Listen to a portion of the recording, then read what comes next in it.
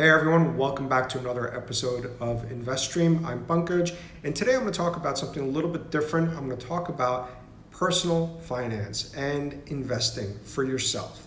Coming up next.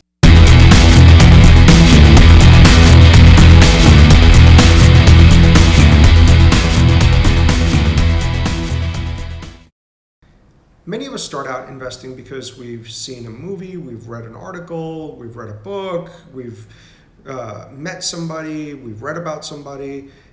So as a kid, I saw the movie Wall Street and I read the book Liar's Poker, and both of them inspired me to pursue a career on Wall Street. By the time I got to college, I got an internship with a stockbroker, or a couple of them actually, and I don't know if I really learned a whole lot about investing, but I did learn that Wall Street wasn't as glamorous as the movies portrayed.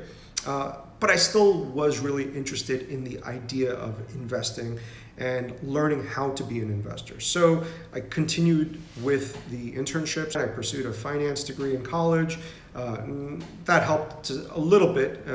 It taught me a little bit about fundamental analysis and technical analysis, but I didn't really have context until I opened up a brokerage account and I actually started looking at stocks to buy. So the first three stocks I bought were IBM, Intel, and Microsoft. I don't remember exactly in what order. I sold IBM pretty soon for a pretty good profit, at least what a 19 or 20-year-old kid would think is a good profit. I held Intel until a couple of years ago, and I still own Microsoft. I didn't really know what I was doing. I was kind of learning by doing it, and I made a lot of mistakes. I invested in a lot of stuff, and I lost a lot of money, and I kept trying them. Eventually, I started day trading, and I realized when I was doing my taxes that my total return was 0.1%.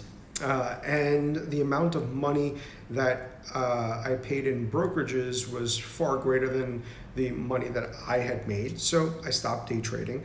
I went back to some of the technical analysis stuff that I had learned in college, and I brushed up on that, started doing a little bit more technical analysis and looking at charts and stuff, not really to trade, but to figure out, hey, I like this stock. When's a good time to get in? What's a good time to get out? Of course, nothing's foolproof, and don't try to time the market, but I started learning a little bit more. A couple of years later, I was at a startup really, really early. I didn't have much time to spend on doing research and finding investments, so I became a very passive investor. Whatever I owned, it just kind of sat there. I didn't really buy anything new. I didn't really sell anything, and that wasn't so good during the dot-com bust. But the idea was to continue holding and building a portfolio over time. As I found more time, I started looking at other instruments like mutual funds. So a couple of friends told me that I should look at mutual funds, so I did. I decided I didn't want to do mutual funds primarily because I didn't want to pay the additional fees on the mutual funds, and I didn't think that the mutual funds could generate the type of return I wanted based on the amount of risk I was ready to take. When I was in my mid-20s, I was able and willing to take on a lot more risk.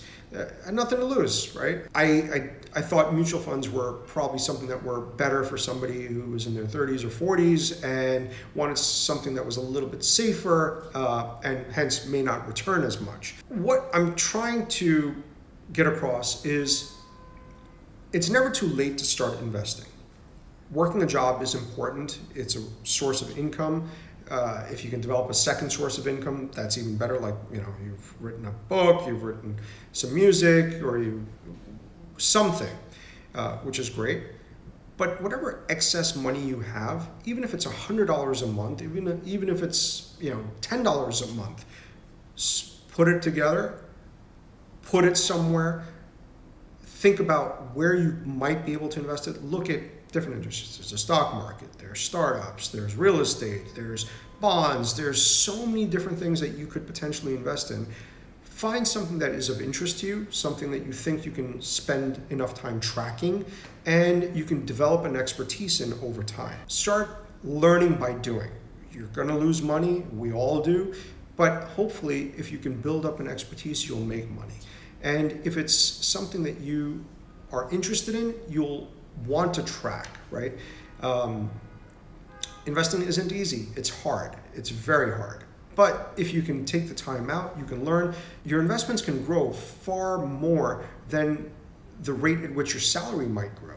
So it's important to start. It's important to think and build that investor mindset as soon as you can. And it's never too late. You could be 50 years old, still time to start.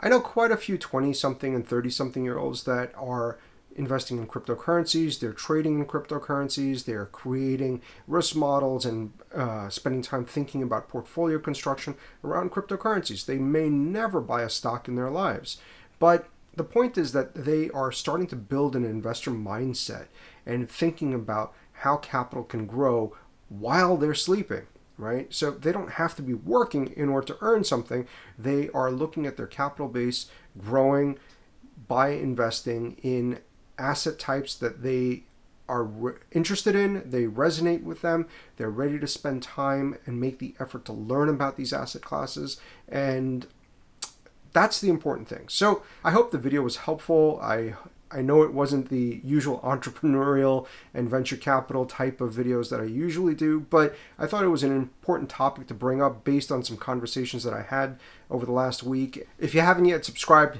please hit the subscribe button and make sure you hit the little bell so you get notified of any new episodes.